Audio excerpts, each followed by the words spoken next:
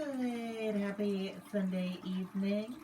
I'm Riley King, and welcome to this Sunday evening edition of the Riley King Newscast, right here on the Riley King Network. We have a lot of news to get to this Sunday evening, so let's begin. First up, let's take a look at your COVID-19 numbers in New Hampshire.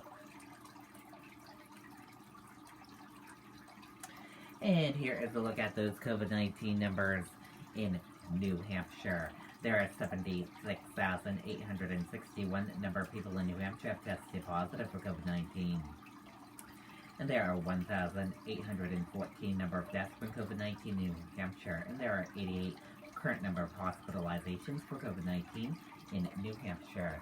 And that is a look at your COVID-19 numbers here in New Hampshire.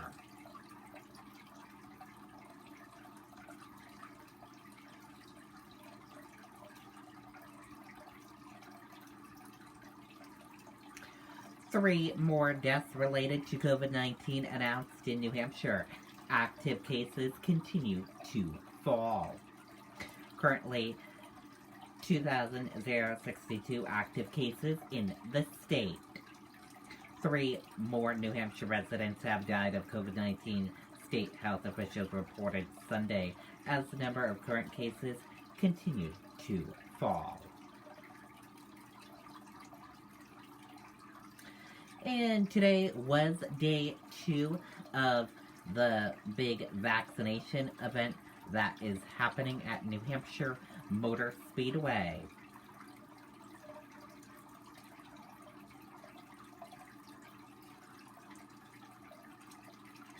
The race to vaccinate at New Hampshire Motor Speedway is underway with another day left tomorrow. Kudos to volunteers working hard to make this happen. We've heard so many stories from Granite Staters today who said they got through quickly, and kindness from the workers was above and beyond. Here is some video footage from the busy day of vaccinating Granite Staters. Let's take a look.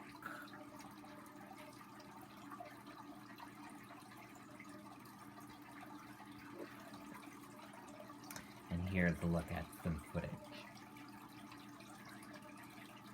Look at all these people going there and getting vaccinated.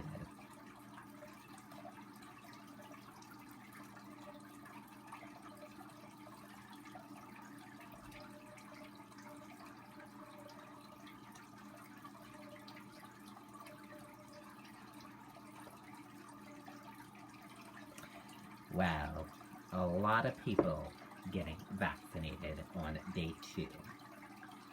And their goal is to get nearly 12,000 Granite Staters vaccinated. And tomorrow will be the last day of this big vaccination event.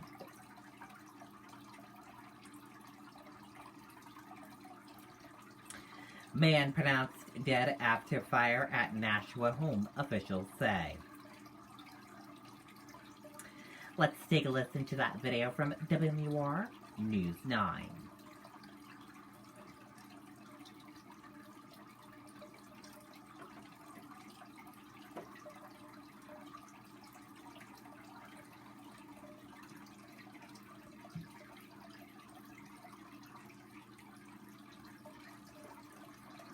Homeowners, this incredible tip is just for you. If you owe less than $331,760 on your home, and you haven't missed a single mortgage payment in 6 months, you have... Now in Nashua, the cause of a fire where one person died is under investigation this morning. According to the state fire marshal's office, crews were on the scene on Meadowbrook Drive late into the night. Firefighters had to break in windows to gain entry here. Flames could be seen from streets away. The victim has not been identified. Okay, and there you go on that video and that report.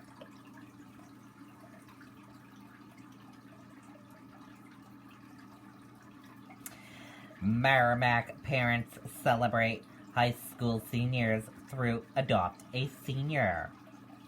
Organizers are trying to reach the families of 25 students who are not part of the program. Let's take a listen to that video from WMUR News 9. Homeowners, this incredible tip is just for you. If you owe less than $331,000, in a couple months, high school students will finish an entire year in a pandemic, and seniors are especially missing out. Rhonda Fleming knows her son is a senior in Merrimack. This year, seniors have started the year with just hybrid or remote learning. They haven't had any dances. To make their journey a little more special, Fleming and other parents are showing students they care. Through a private Facebook group, people can adopt a Merrimack High School senior. They talk to their parents, figure out how to shower the student, and send them a basket. It can be anything, snacks, gift cards, or other goodies. You just do whatever you want. You get to know the senior a little bit so you know what their likes are and what their interests are, and then you cater your gifts to that. I made a joke to the person that adopted me if they're going to get me a Lamborghini, and they ended up getting me like a little toy mouse that was like a Lamborghini, so I thought that was really cool. Seniors say the gesture brightens their day, and they feel motivated knowing that someone else is rooting for them. What everybody's doing to adopt a senior just shows that the community is really behind the class of 2021 and just Merrimack in general. It's really nice that the parents are recognizing us and doing something a little extra special to remind us to keep going and to keep working hard towards that end goal. Okay, and there you go on that video and that report.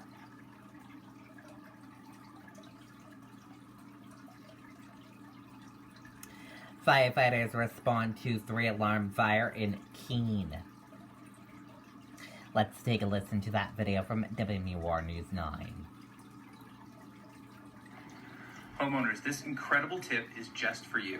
If you owe less than $331,700, No one was hurt in a fire that reached 3 alarms in Keene this morning. Firefighters responded to this unoccupied business building on Castle Street just after 6 o'clock this morning. Authorities say the building quickly filled with heavy smoke and fire. Extra crews had to be brought in from multiple communities because of the cold weather. The cause of that fire is under investigation. Okay, and there you go on that video and that report.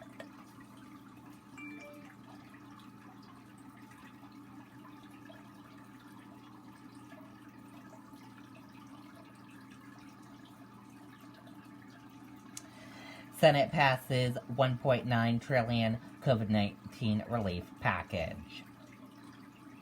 Millions of Americans are one step closer to getting some financial help after the Senate passed that $1.9 trillion COVID relief package. That bill now has to go back to the House for a final vote. For the latest, let's go to ABC's Mary Alice Parks on Capitol Hill. Good morning to you, Mary Alice. Yeah, good morning, Eva. Democrats are feeling really good this morning. Even former President Obama heaping praise on his former vice president, tweeting last night that the bill helps improve the lives of families across the country, and this is why elections matter. But Democrats pushed this bill through Congress on their own without Republican support, and they barely kept their ranks together. The bill as amended is passed. Democratic senators applauding their final vote. And hours later, supporters for President Biden, too. The end now in sight for Democrats as they push President Biden's massive COVID relief package through Congress. After a narrow party line vote in the Senate, the bill now heads back to the House for final passage. Democratic leaders there confident they can get the bill signed into law this week. Biden hopeful stimulus checks for families can then go out by the end of the month. The president emotional Saturday, again making his case for the bill. Did you ever imagine in the United States of America, you'd see lines literally miles long, kids, folks in their automobiles waiting for a box of food to be put in their trunk? The bill would send $1,400 direct payments to millions of Americans, and it allocates billions more for nutrition programs, rental assistance, small businesses, vaccine programs, and schools. Nisha Smith, a teacher from Yuma, Arizona, says she wants to use her check to buy school supplies as she gets ready to go back into the classroom in person. It all trickles down and ends up affecting the kids, and the kids can't do anything about it. I spend a lot of my money on stocking up my classroom so that they have school supplies. They don't have to feel like, well, teacher, here I am, but I couldn't afford to buy anything. Biden unable to secure even one Republican vote in the House or the Senate. The GOP sticking together, arguing the bill is too much government spending, and some funds are duplicative. The Senate has never spent $2 trillion in a more haphazard way or through a less rigorous process. Hoping to get this bill totally wrapped up early this week, and progressives over there signaling they're not thrilled but okay with the compromises in the Senate package. But this was supposed to be the easy one. President Biden had wanted to get Republican support, and now he's facing tough questions about the rest of his agenda. Bills only get more complicated from here. Will? Still a lot left to do. Mary Alice Parks, thank you so much. Well, hey there, GMA fans. Robin. Okay, and there you go on that video and that report. Thank you for joining us for this Sunday evening edition of the Riley King Newscast, right here on the Riley King Network. Have a great rest of your Sunday evening. I'll see you back here tomorrow for another newscast. I'll have News Report coming up in a little bit. Good night and goodbye.